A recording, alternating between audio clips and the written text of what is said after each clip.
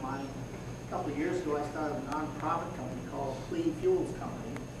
Basically what they did, they would take the waste agricultural straw and other biomaterials, put it through a compression machine, high intensification process, basically produce a fuel that's sort of like a hockey puck. So basically what you do is you take these big rolls of wheat straw or barley straw, put it in the front end of this hopper machine, which is about the size of the trailer and the truck parked out there. Now at the other end you get an extruded wad of this highly densified fuel. The reason I bring that up is at the local level, obviously in a rural area, if you're growing sunflower seeds for this process, you're going to have to deal with the residual carbon in the stalks, and you don't want to put those back in the ground because of eat up all your nutrients. You want to take that off. It has to be very expensive to take this and convert it into another fuel, a solid fuel. The project I worked on, we did an evaluation in San Luis Valley where we took about 5,000 tons of this material and showed them how to be used. So with that introduction, again, I'm very glad to be here. My professional hobbies for quite a while. And the slideshow today, I'll talk about two things. One is to build a little bit on what Dick has talked about. In Colorado, we have a very complicated regulatory framework around water. I think probably 99% of people in the state somehow in their careers relate to water. In the back part of this, talk about what was done to permit types of biofuel facilities. Briefly, talk about some of the ethanol facilities. We have two of those permitted in the state. And we have a very large biodiesel fuel facility in the Here's another aspect of jurisdiction. Again, what I'm going to look at is trying to help you get the path of least resistance to discharging any waste products from your facility. Certain routes you can take will put you in a morass of legal regulations and frameworks. You have to have attorneys, consultants to get you out of it. Other paths may be more easy and you could probably get it out yourself. In Colorado, you have 3 levels of authority depending on what you do with the discharge. If you're a federal facility, you're obviously not. It's regulated by EPA. If you're within tribal areas, again, it's regulated by EPA or the tribal authority. If you're within the state of Colorado, then it comes down to state agencies. Again, Dick is with the Department of Natural Resources. I'm with the Water Quality Control Division and Colorado Department of Public Health and Environment, including hazardous waste, solid waste, air, and water. The group I head up permits discharges of surface waters in the state. That's a reason to natural drainage system or man-made conveyance system ditches, including alluvial groundwaters and excluding waters withdrawn for reuse. Again, Dick's indicated there are certain waters that you can withdraw and use to exhaustion, if you will. It's your water, and if you want to evaporate it all, that's fine. Other waters, you have to return to the system. So, again, we have a discharge permit that you have to get from my group, Industrial Discharge.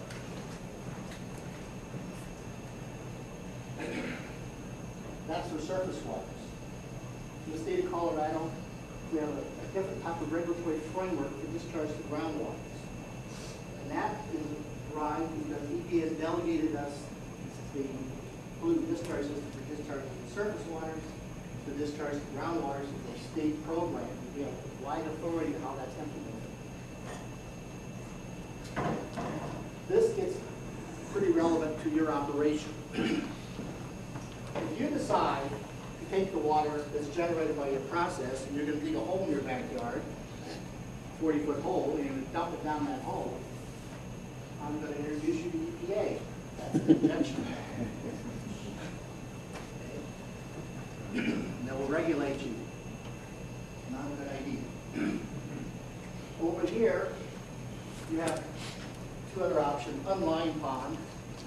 Again, there's a big difference between a pond, unlined pond, and injection well, but that's a detail.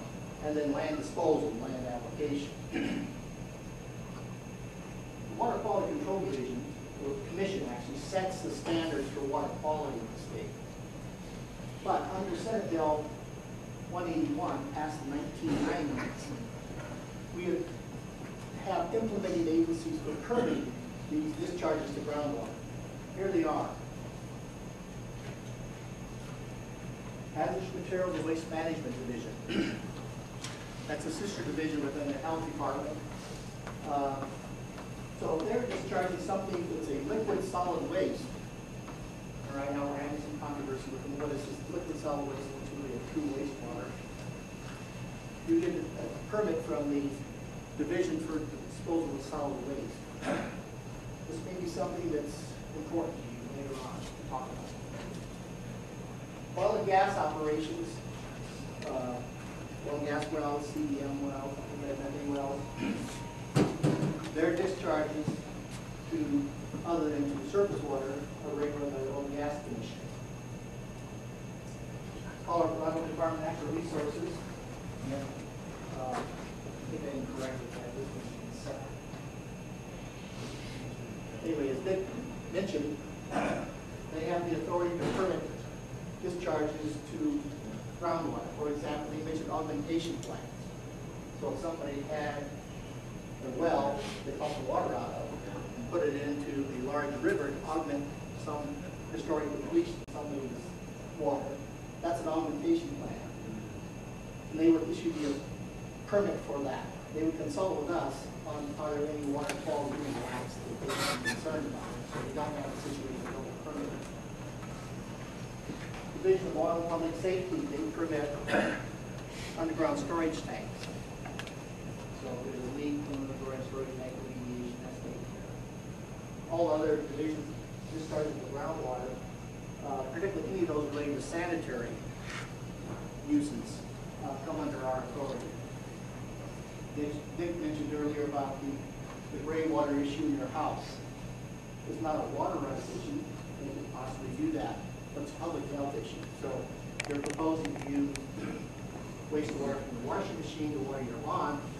We wouldn't allow that because of public health issues.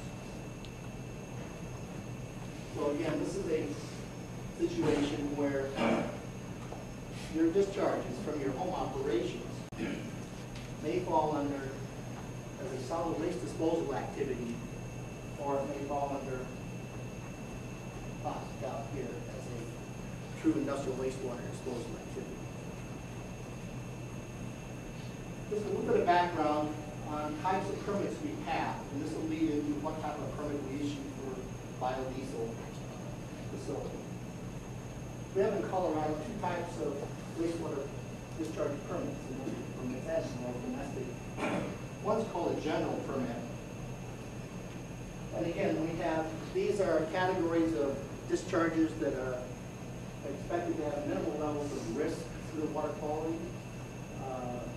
They are either common to a geographical area, for example, a watershed, or a type of industry, such as a sand gravel operation.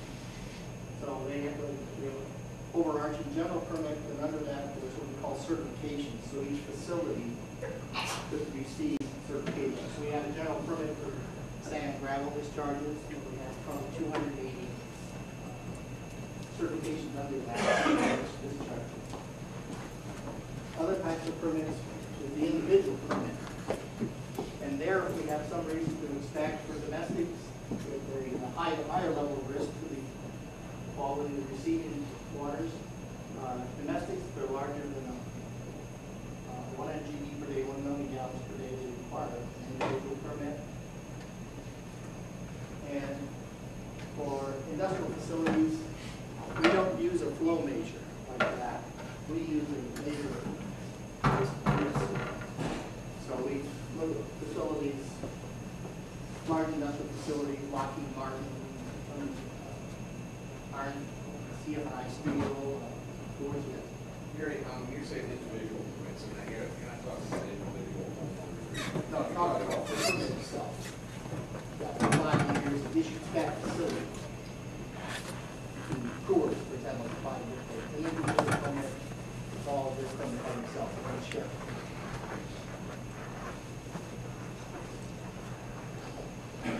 Also under my groups, stormwater people. So here's an example of individual permits. In stormwater, we have 6 individual permits. In process water, domestic, we have in industrial, we receive probably 100 industrial and close to 300 domestic facilities in the state. So they have about a total of 400. These are general permits, these are certifications. Again, these are categories under this normally about 5,000 stormwater permit certifications. These are the types of categories. Over there on the other side is the industrial process water category. If you look down that list, yes. If you're disturbing land for construction, in the city, you have to make sure that the rainfall hits the surface, and there's the water that stays, and you have to have some control measures. If you look down this list, you don't see biodiesel. You see other things you can easily recognize. Construction of watering has to be done to hold around the groundwater and pump it out to the water. So sand, ground, coal mine, coal method, water treatment distribution, that drinking water systems, groundwater remediation, cleanup, water production, fish hatcheries. We have a catch-all category called nipple industrial discharge permits. This is the category that we put lump the various types of industrial discharges that we perceive at minimal risk to the environment. And they range from root crop washing in San Luis Valley to dewatering the wells on West Slope for oil field development. That's the category you're probably go into with the permit.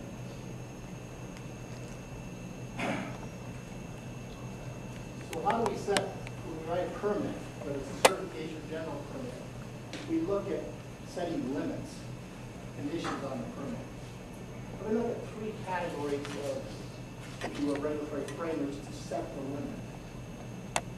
The first one we look at is the federal government, EPA, has absolute limitation guidelines, BLGs we call it, for specific types of industrial processes.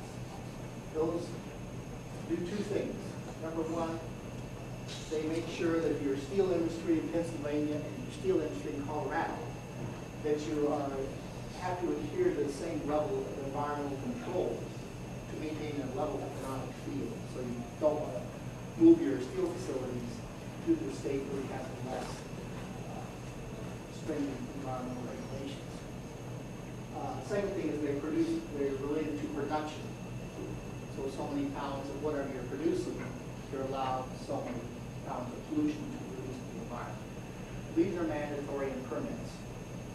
Again, your industry does not have this. The state has, again, another type of technology-based limits that apply to all discharges in the state.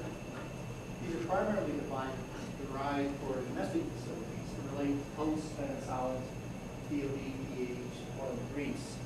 Again, deriving from the movement in the 70s to make sure all domestic entities were treated to at least the secondary treatment. So we have to look at biodiesel fuel discharges in these parameters. And you can see right away that these parameters are relevant to the wastewater discharge. If they weren't relevant, we'd have a basis of dropping. On the other side, we have the opportunity to set limits based on the quality of the receiving water. So for receiving water to maintain a pH of, let's say, dissolved copper level of 100, and the ambient quality of the stream is 50.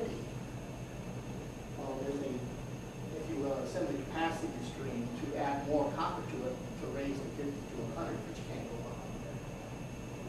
So we set limits based on that aspect. So for a reach of a river, we look at all the discharges dischargers, and for a particular parameter, let's say again copper, there's the ambient water is 50, the receiving water is around, it's 50, and the receiving water standard is 100. There's 50 units that can be consumed by the wastewater dischargers to that reach.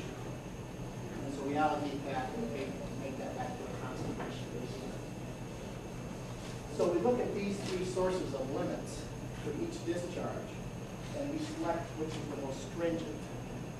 Most stringent can apply to concentration, and can apply to how it's averaged. The limit is based on a 30-day average, is different than based on a 2-year average. So again, we go through this process and come up with a selection of limits. For certain limits in industrial facilities, we have to use reasonable potential analysis. This means that our regulations allow the discharge of pollutants. They don't allow the discharge of pollutants on that amount. So we have to make a risk analysis. And in some permits, we don't have enough information to make that risk analysis, so we can ask for additional reasonable monitoring requirements of the discharge.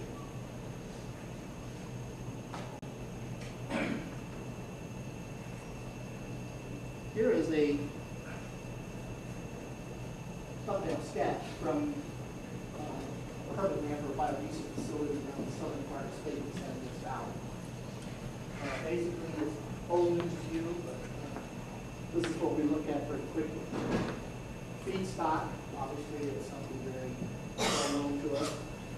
Not only complicated organic compound. And what you add to it, we run over in alcohol from gas. And the wastewater you generate typically is basically has issues about IBV or exerts a oxygen demand on the receiving water with high carbon content. It's easily broken down. And there's a residual of the strong bases are present. And you're going to dispose of it probably to surface water or groundwater.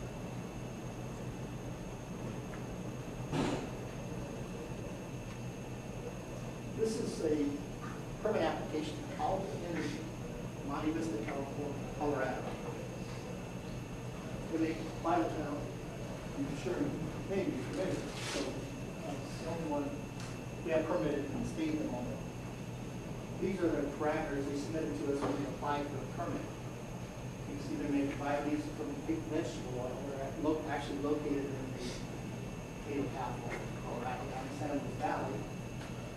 They're producing 12 million gallons a year, 100% biodiesel fuel. 2.6 million gallons of glycerin, which they are selling as a secondary product to somebody.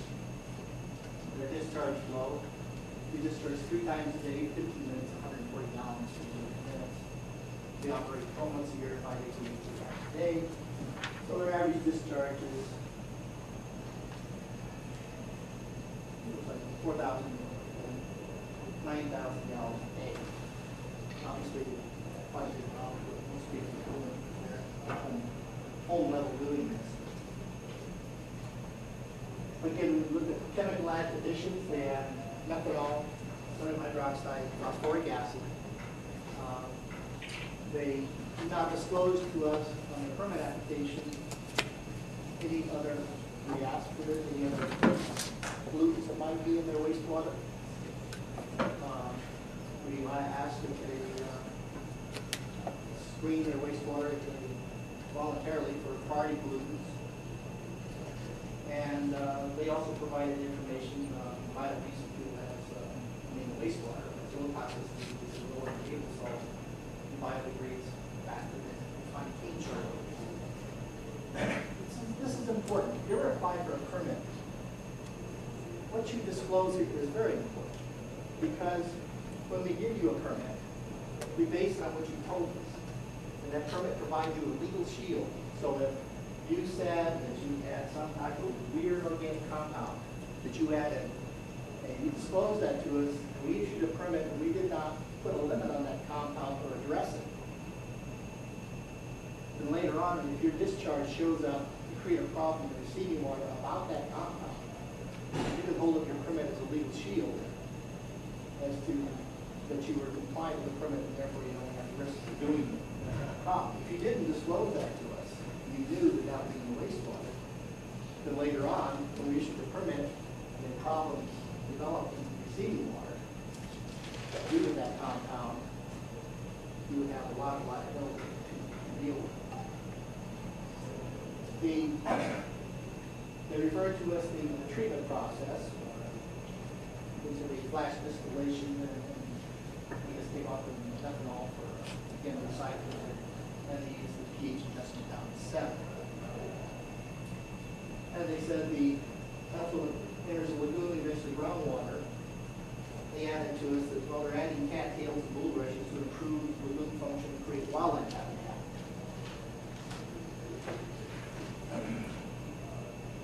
The key issue here, I understand what they're trying to tell me, but I don't think they understand what they told me.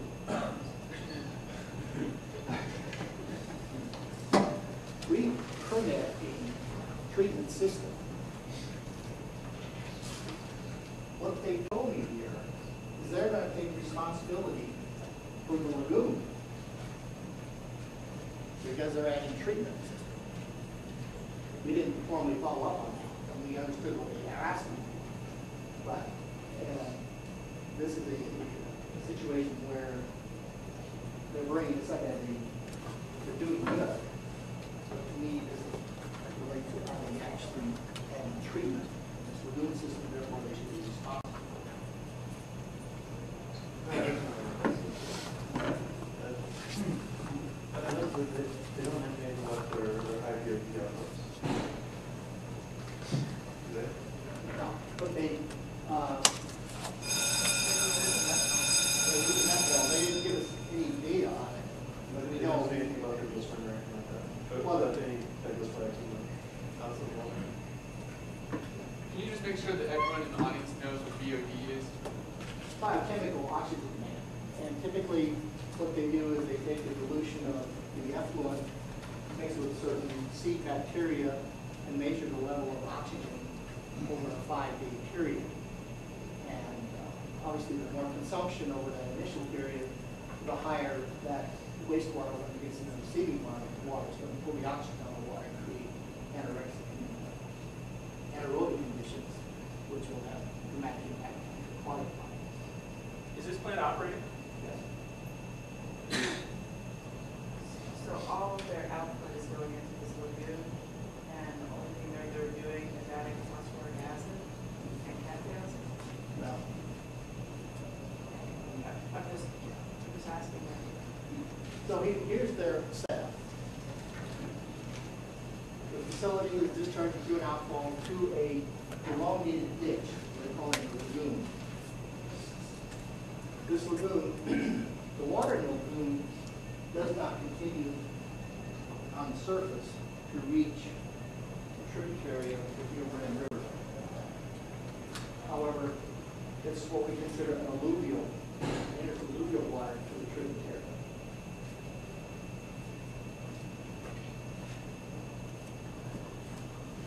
The limits we set are the limits up here, not down here.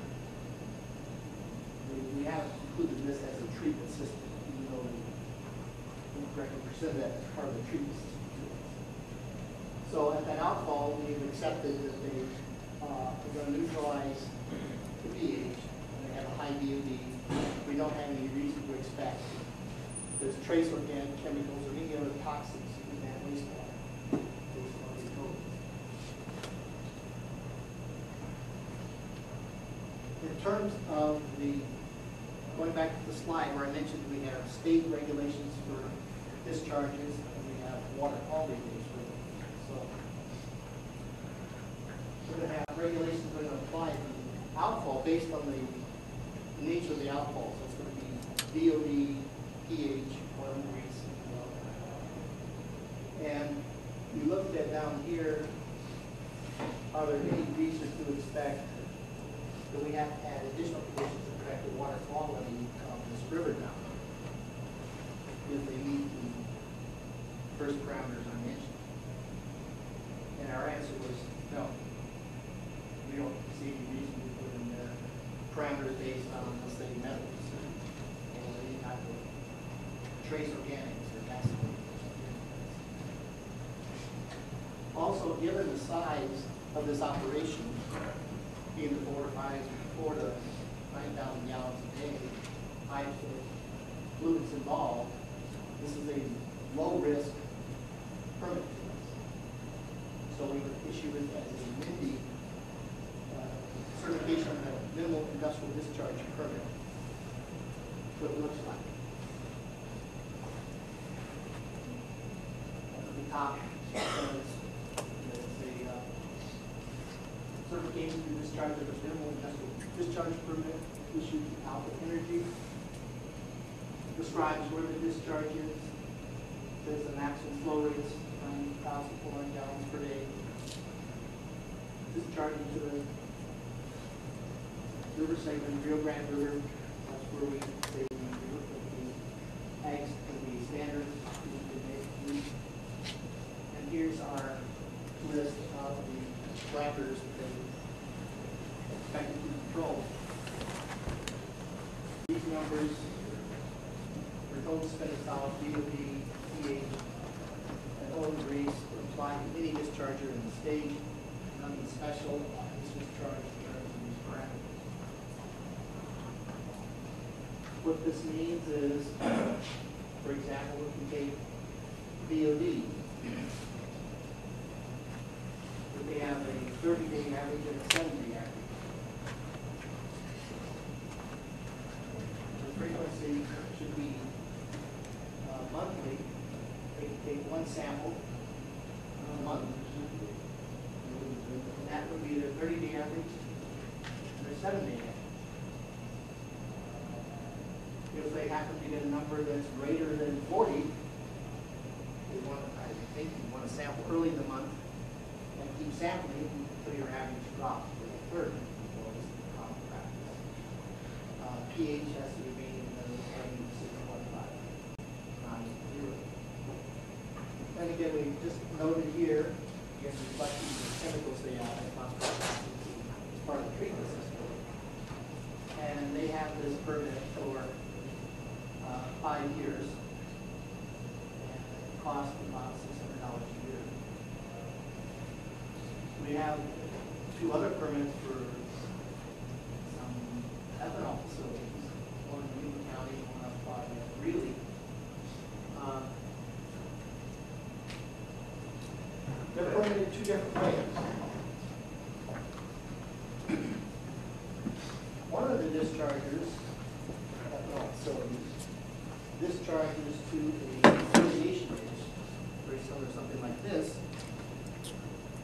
and the water is taken off for irrigation. So they're covered under a surface water discharge permit from us. The other situation, and not right here, but they have the lagoon that they discharge. It has no contact with surface water, and it's no contact with tributary alluvial groundwater. And that is not permitted by us. It's permitted by the solid waste division.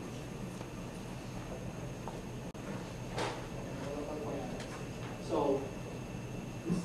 our permitting process, 5-year permit, public notice, limits, requirements from us. If you go to the solid waste division, it's a much lower profile permit. It involves a lot of local county, the certificate of determination basically. So we have 2 facilities in the state, same industry, depending on how they discharge their effluent. One to groundwater, regulated by solid waste, and surface water is regulated by us. My question is about what if it rains a lot? Because I'm from the mid-Atlantic, and my part of the country, a major water quality issue is similar to this, lagoons that hog farmers use for hog waste. Looks pretty nice, people think it's a good way to deal with the hog waste, but then if the heavy rain and it just washed right out of the lagoon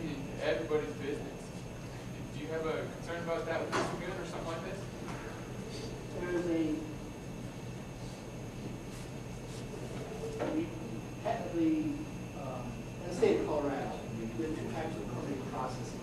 One is for domestic facilities, the other is for industrial.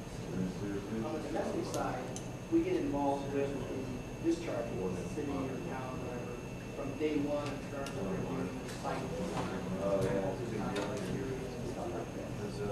With industrial facilities, we don't get involved in detailed design. California has large. We do a design of the Down, Colorado. So that is just out there. When you do inspections, it's a little bit better. So we inspect a very small percentage of the total. The thing is, that's 5%. So basically, that's accident rate problem it does. So we don't have anything in place to tell us there's not any water. We have that design facility at a certain size, and during what year, there's a problem overflowing. Question? Yes.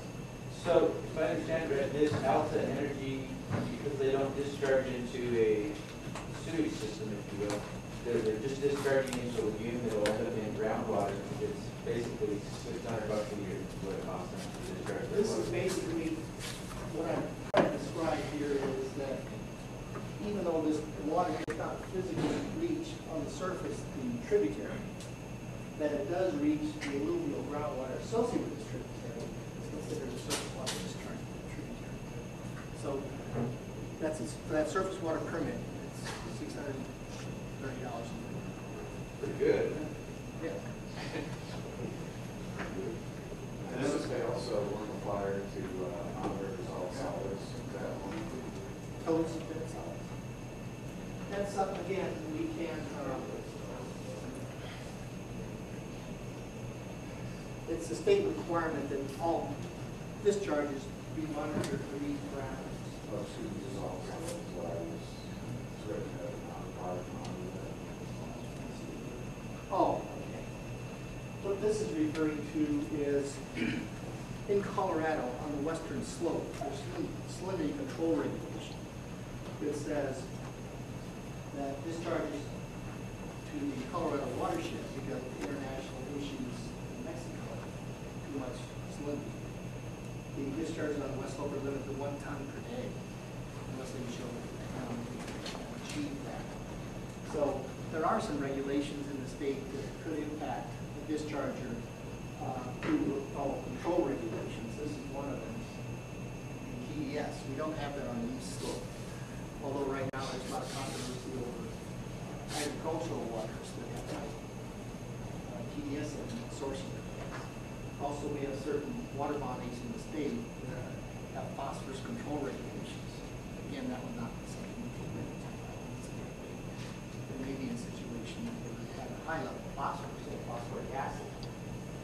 And if they were discharging to the watershed of Dillon Reservoir, which is water supply reservoir in the state, if we felt, do some quick calculation, there may be some potential for the phosphorus that they're adding to contribute significantly to, as a source to that watershed. And if there are controls in eutrophication, then we would have a latitude to add phosphorus.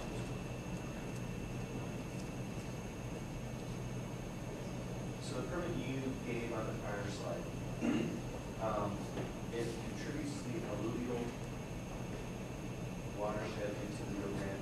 This would be no different than if it literally ran directly into the Rio Grande. Is that right?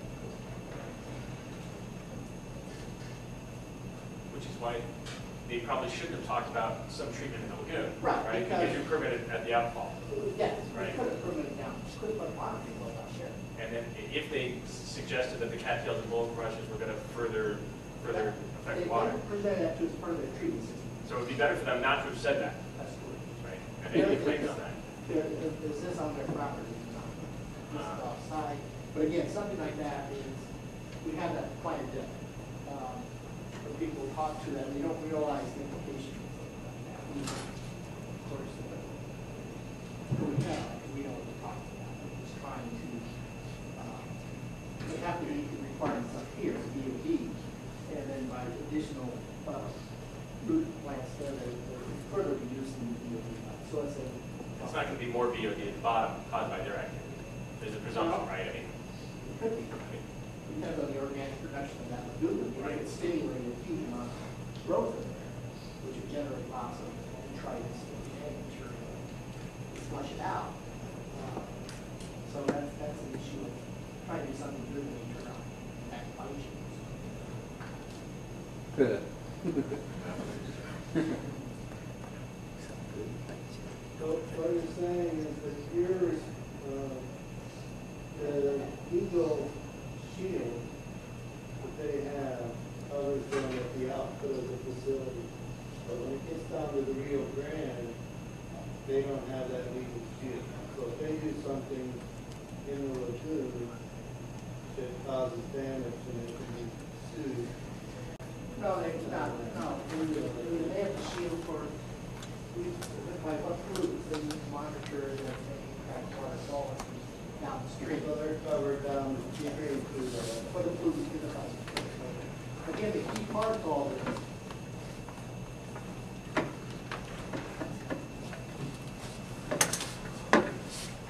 Fixed code. Remember that. You may not be able to do some of these things based on the source of water you have. So you have to return the water to the surface water system. You can't do that. And on my pond, that keeps kind of getting how far away from my pond is from the surface water. So you can't divert it out of its common stream. So again, that's why we went into great detail to explain. The first step is to evaluate whose water you're exposing of and what you do with it before exposing it. Of course, not the impact of the user. Where was their water coming from? They're just, they have water wells. I assume they have water surface water. This diagram that you have on the slide here, did they make that for you and include it in their proposal, or did you make that for us? Wait, you're special.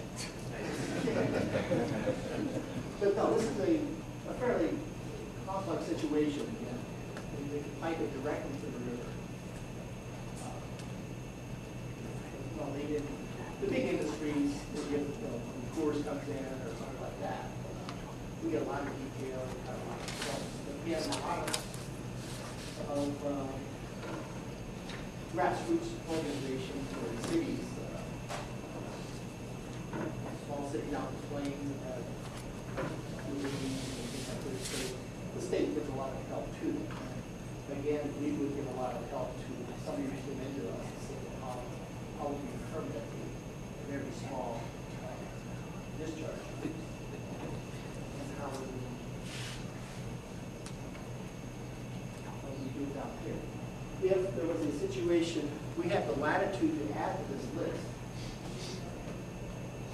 So if there is some basis for working with the biofuels industry in the state to develop a special permit in terms of ethanol plants, biodiesel facilities, this, that we have hundreds of discharges. We do something like that. We're doing something like that now for the cleaning of the heat transfer equipment on top of buildings. Some very costly materials up there. And people don't usually see it because it's not but it gets installed. So we're getting some people out. Yes. Are these numbers active permits that you guys are managing, or these numbers, or what? Yeah, close to 8,000, well, the people have close to 8,000 certifications of general permits and about we have 100 trees plus all the stormwater, so it's about 6. So we have very limited staff.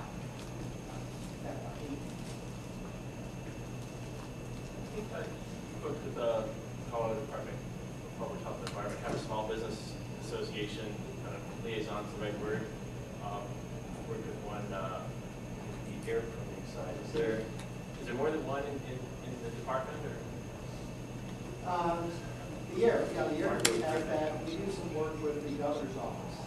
And new industries come to town.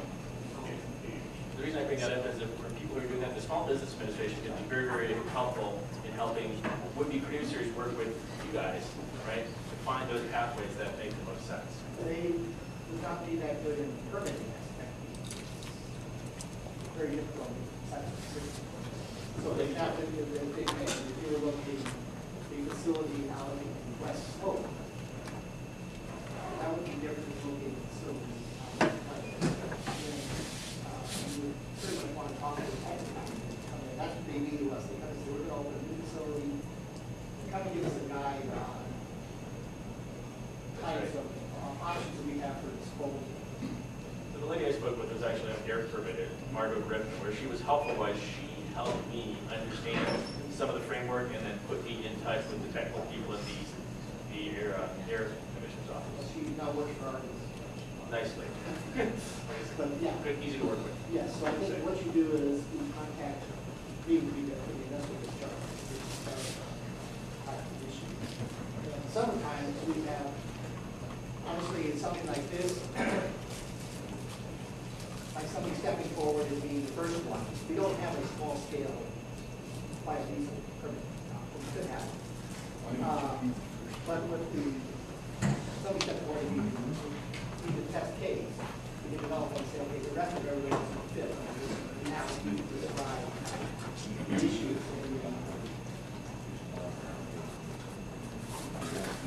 Our permit, the service and certification doesn't have to be this short. So if you were doing something to address the specific issue of biodiesel, we could put that down here, between this table and below. We can put in a page or two describing the basis, the rationale, how we look at the water rights, how we dispose of all these issues, so that it's documented there, that's a good thing. But also others could benefit from that.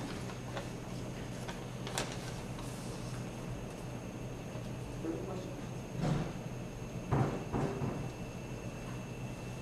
Thank you very much.